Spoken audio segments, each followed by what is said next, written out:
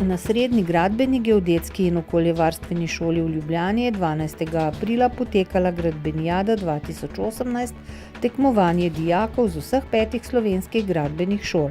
Na nacionalnem panožnem tekmovanju z več kot 20-letno tradicijo so mladi predstavili svoje športne, strokovne in socialne spretnosti. Letošnje Gradbenijade se udeležuje približno 160 do 165 dijakov iz 5 slovenskih gradbenih šol.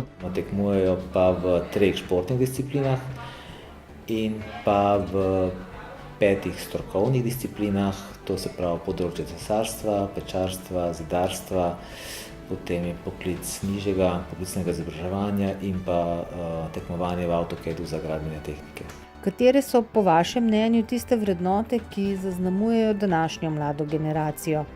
Zgodba o vrednotah današnjih dijakov oziroma današnjih generacij pravzaprav ni dosti drugačna od vrednot, od nabora vrednot, ki smo jih gojili mi ali pa celo naši starši. Res pa je, da imajo nekako determinirano drugačno pot do teh vrednot. Še vedno, to moramo reči, vedno je vrednota znanje, torej ni tistega groznega prepada med nami in njimi. Tehnologije so pa druge, seveda. Med zidarji so bili letos najboljši dijaki Srednje gradbene, geodetske in okoljevarstvene šole iz Ljubljane, ki so zmagali tudi v tekmovanju tesarjev in tekmovanju pečarjev, polagalcev keramičnih oblog. Iz šolskega centra Kranj, Srednje ekonomske, storitvene in gradbene šole pa prihajajo zmagovalci tekmovanja pomočnikov pri tehnologiji gradnje. Med tekmovanji so predstavniki GZS, Zbornice gradbeništva in industrije gradbenega materiala, 5 gradbenih šol, Centra Republike Slovenije za poklicno izobraževanje ter nekaterih podjetij iskali rešitve, kako izboljšati gibalne lastnosti mladih in povečati njihovo zavedanje o nujnosti zdravega življenjskega sloga, saj ta edini omogoča umsko in fizično zdravje do pozne starosti. In dejansko so gibalne kompetence tudi ene izmed kompetenc, prav ne samo strokovne kompetence, ampak tudi to, da boš ti dejansko fizično sposoben upravljati svoje delo. In tukaj lahko šola seveda marsikaj naredi, marsikaj že počne, čeprav se mogoče ne zavedamo, ampak naši dijaki so danes v bistveno boljšem stanju, kot pa so dijaki v kakšnih drugih evropskih državah, kar se tiče njihovih gibalnih sposobnosti. Dijakom je potrebno dati informacije in jih naučiti, da začnejo skrbeti sami zase, da je to pomembno, in da je skrb za svoje telo tudi pomembna. Dotaknili so se še tematike dela na višini in potrebe po nenehnem ozaveščanju dijakov in zaposlenih v gradbeništvu o zahtevah in tveganjih njihovega poklica.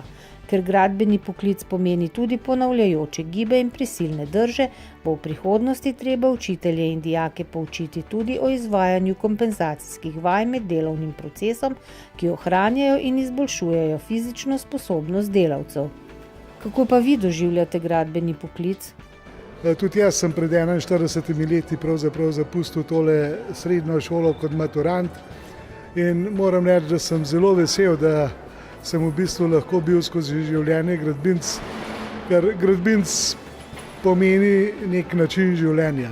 In kadarkoli se kamor vračamo, ko vidimo, da smo pri nekem projektu sodelovali, smo na to posebej ponosni in lahko vsakmu povemo, da smo tam tudi bili in da smo nekaj sebe tam pustili.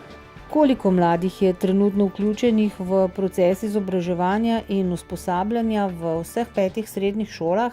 Kompletno za poklicno, strokovno in višje strokovno izobraževanje obsega ta trenutek, mislim, da okrog 1150 mladih. Od tega imamo približno 40% na poklicnem izobraževanju, potem je nekje 45% v strokovnem in nekje 15% v višjem strokovnem. Kakšen je letni priliv na trg dela mladih, ki končajo srednje poklicne in strokovne gradbene šole? Letošnje leto bo zaključilo cirka 300 dijakov in študentov, predvsem v tistem deležu 3-letnih, pa tudi 4-letnih programov, pa seveda dobršen delež takih, ki nadaljujejo izobraževanje. Aprila prihodnje leto bo tekmovanje gostila Srednja gradbena šola in gimnazija Maribor. Na Gradbenijado 2019 vabimo vse, ki gradbeno prihodnost soustvarjate v sodelovanju z gradbenimi šolami oziroma njihovimi dijaki. In vse mlade posebej vabim, da ta poklic jemljajo, bom rekel, kot nekaj pozitivnega, kot nek izziv. Brez dvoma je gradbeništvo poklic, ki ni minljiv in brez dvoma bomo ljudje venomer nucali ali objekte ali poti oziroma karkoli nas bo naš napredek pripeljal do določenih načinov življenja.